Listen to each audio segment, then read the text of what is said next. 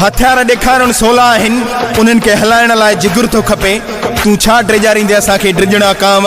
चवे निज़ाम चांडियो सऊदी अरब जिद्दा वारो, घर में खड़कंदा थी थांव त बि ॾकंदो थी हां। तूं छा शींहं जो मुक़ाबिलो कंदे बुज़दिल, भॼी सिर बचाए किथे सरड़जी न वञे, किथे सरड़जी न वञे।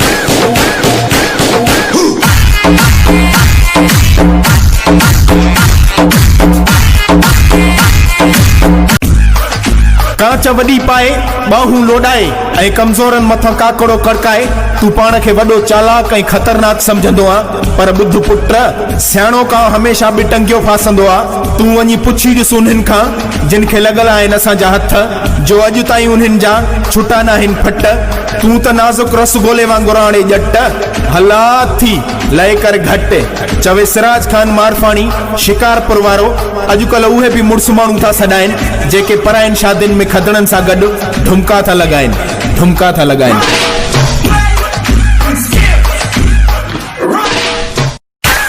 तुंहिंजी सोच खां बि वधीक ख़तरनाक आहियूं, दुश्मन खे कॾहिं बि कंदा न माफ़ आहियूं। चवे किंग जावेद भंड ऐं तुफेल जूणे जो, हला थी दिल में बुग़्ज़ रखण वारा।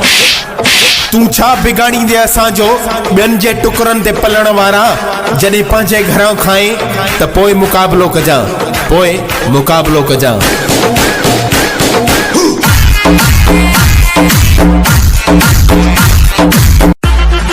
हरू भरू असांजी गिची में न पवंदा कयो, असां थधा हूं त थधो रहण ॾियो। अगर गरम थियासीं त ईअं सड़ी वेंदव जीअं बाहि में वार सड़ी वेंदो आहे। चवे सेठ फतेह जैकमाबाद वारो, हला अथव मार मार करण वारो, ही वठो। हूअं बि चवंदा आहिनि सोटी साण हुजे त गॾो गोही न करे, त गॾो गोही न करे।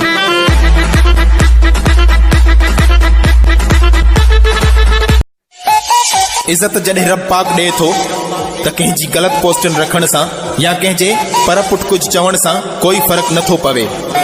जेको मुंहिंजी इज़त ॾिसी जले थो उनखे छा मिले थो, ॾींहों ॾींहुं अल्लाह वधाए इज़त ॾे थो। जीअं पीउ जे साम्हूं परहेज़ कबी आयाशी खां, ईअं ई सादला शर जहाने वारे जे साम्हूं परहेज़ कजां बदमाशी खां। छो जो पीउ भलो सोचींदो आहे औलाद जे लाइ, ऐं सादला शर ॾाढो बुरो सोचींदो आहे दुश्मन जे लाइ, दुश्मन जे लाइ।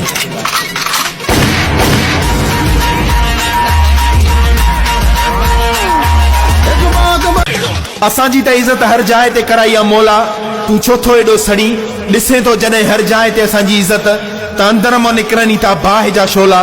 चवे साजिद शाहाणी नारे वारो, जे सोचई बि असां सां दुश्मनी जो त वसंदई मथां बारूद ऐं गोला। तू पाण सां केतिरा बि छो न वाठा खण, पर पोइ बि मां अकेलो ई काफ़ी आहियां तुंहिंजे लाइ भोला, तुंहिंजे लाइ भोला।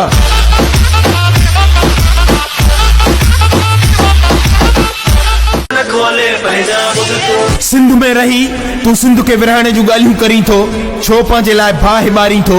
हर हिकु